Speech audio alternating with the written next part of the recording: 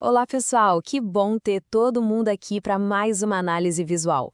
Hoje a gente vai bater de frente com uma das maiores batalhas de quem estuda hoje em dia.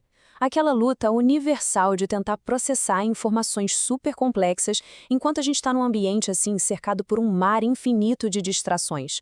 É complicado, né? Mas vamos mergulhar fundo nisso agora mesmo.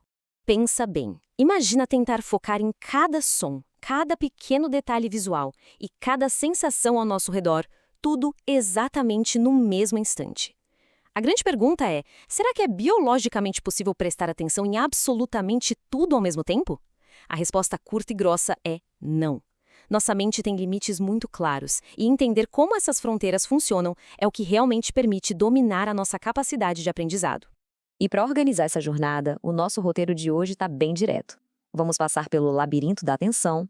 Começando então pela parte 1, o labirinto da atenção e a base da nossa seletividade cognitiva. A atenção, no fundo, é um mecanismo incrivelmente sofisticado de filtragem. Ela existe justamente para separar o que importa do que a gente pode simplesmente ignorar.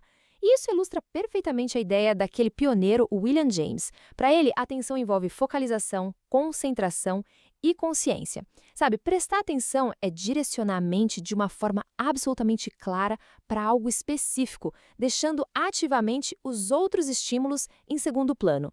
Não é só sobre ligar um holofote, é sobre ir lá e apagar as luzes do resto da sala. E tem uma separação muito clara de quem controla essa engrenagem toda. De um lado, a gente tem a atenção ativa e do outro, a passiva. A atenção ativa é guiada por objetivos, é intencional, funciona de cima para baixo. Sabe quando a gente revira a bolsa caçando uma chave perdida? É bem isso. Já a atenção passiva é o oposto. Ela funciona de baixo para cima. Ela é literalmente raptada por um estímulo externo, tipo quando toca uma notificação barulhenta do celular. O grande desafio na hora de estudar é justamente impedir que esse modo passivo fique sequestrando a nossa atenção ativa o tempo todo. O que nos leva à parte 2, foco e a ilusão multitarefa, o custo pesado da atenção dividida. E é exatamente aqui que a gente tropeça na maior armadilha moderna, que é aquela ilusão de que o cérebro humano consegue fazer várias coisas complexas ao mesmo tempo e ainda por cima com excelência. A neurociência estuda isso através de um conceito genial chamado de problema do coquetel. A ideia é mostrar a dificuldade bizarra que o cérebro tem para separar múltiplas vozes falando juntas. Se as vozes têm o mesmo tom e volume, tentar separar quem está falando o quê só pelo significado da mensagem exige um esforço cognitivo simplesmente colossal. Nossa mente não foi feita para processar duas narrativas sobrepostas, não tem jeito. E os dados mostram a verdade nua e crua. Num experimento clássico de atenção dividida, pediram para estudantes tentarem ler histórias e, ao mesmo tempo, copiar palavras que estavam sendo ditadas. No começo, um caos absoluto. Depois de 6 semanas de treino bem intensivo, a galera até ficou mais rápida. A velocidade de leitura voltou ao normal e a letra ficou legível. Mas olha só que detalhe crucial. A verdadeira compreensão da história despencou. De milhares de palavras ditadas, eles lembraram de apenas umas 35. Ou seja, a execução mecânica melhorou, mas a absorção real do conhecimento foi praticamente zero. Ser multitarefa nos estudos é a maior ilusão de produtividade que existe. Então, fica claro que existe um abismo gigantesco entre a eficiência limpa e serena de um estudo super focado e aquela exaustão cognitiva pesada de quem tenta dividir a atenção o tempo todo. Ficar alternando loucamente entre ler um parágrafo denso e responder mensagem no grupo não é fazer duas coisas ao mesmo tempo. É, na verdade, esgotar muito rápido os recursos do nosso cérebro por causa desse excesso de trocas de contexto. Passando para a parte 3, cegueira e armadilhas visuais. Os pontos cegos invisíveis da nossa mente. Quando a nossa bateria mental acaba, a gente entra direto no território das armadilhas visuais. É que a nossa cabeça não é uma câmera de vídeo gravando tudo sem filtro. Existem duas falhas bem grandes nesse sistema. A primeira é a cegueira por desatenção. Sabe quando a gente está tão focado numa tarefa que simplesmente ignora o óbvio? Lembra daquele experimento bizarro onde as pessoas não notam um homem vestido de gorila passando bem no meio da tela? É exatamente isso. A segunda é a cegueira à mudança, que é a falha em perceber que alguma coisa no próprio ambiente foi alterada num piscar de olhos. Mas o ponto-chave aqui é entender o que piora essas cegueiras, e a resposta é falta de energia mental.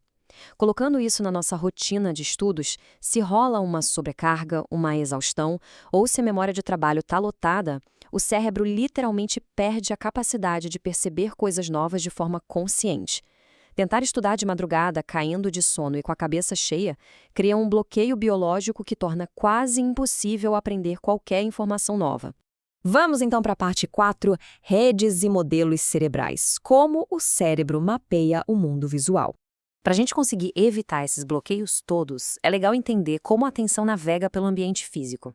Na psicologia cognitiva, a gente tem 3 metáforas bacanas para isso. O modelo do holofote diz que o foco ilumina uma areazinha pequena, tipo quando a gente está lendo uma única linha de um texto. Já a lente zoom mostra a atenção se expandindo para um cenário todo ou encolhendo para um detalhe, tipo quando a gente dirige no trânsito. E tem também a teoria dos múltiplos holofotes, que é um pouquinho mais polêmica, sugerindo que dá para monitorar áreas separadas da visão ao mesmo tempo. Mas o recado principal é um só. Independente do modelo, o nosso foco é um recurso super limitado que tem que ser apontado para o lugar certo. E a explicação biológica para a gente perder o controle desse foco está na divisão de 2 grandes redes da nossa mente. A rede endógena é aquela focada no objetivo, sabe? Aquela que segura a onda para a gente continuar estudando. Mas aí entra a rede exógena.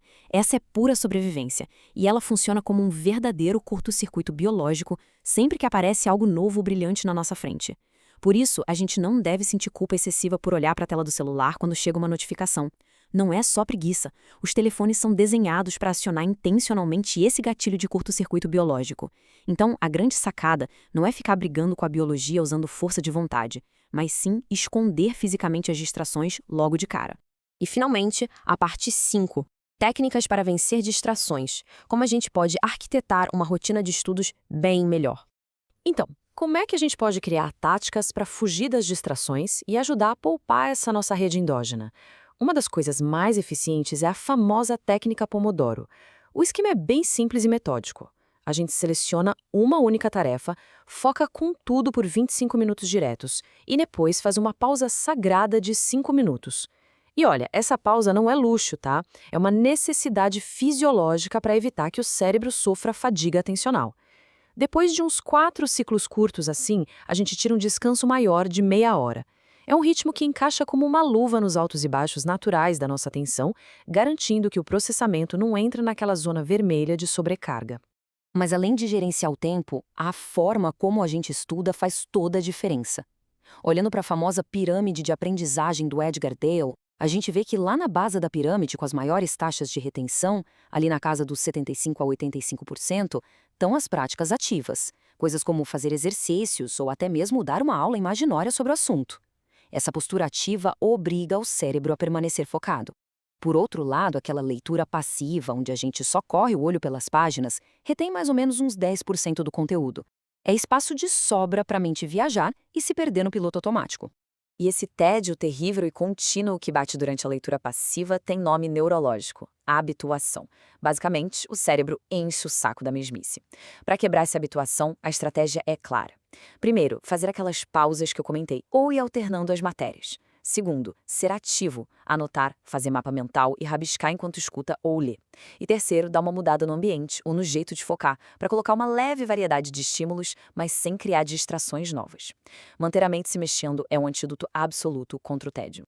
Resumindo a nossa jornada, a verdadeira atenção exige um baita sacrifício. Não tem como focar num material de estudo super difícil e, ao mesmo tempo, ficar de olho na linha do tempo da rede social com qualidade. A gente tem que fazer uma escolha clara de direcionamento. O restante de tudo isso precisa obrigatoriamente ficar lá no escuro em segundo plano. E para fechar nossa exploração de hoje, fica uma pergunta bem provocativa para a gente refletir. Será que a verdadeira produtividade para quem estuda é tentar encaixar e fazer cada vez mais coisas ao mesmo tempo? Ou será que ela repousa na arte quase invisível de dominar o que deve ser impiedosamente ignorado? O conhecimento está aí, disponível. A batalha real agora é apenas pelo nosso foco. Pessoal, muito obrigado por acompanharem mais essa análise visual e até a nossa próxima jornada de conhecimento.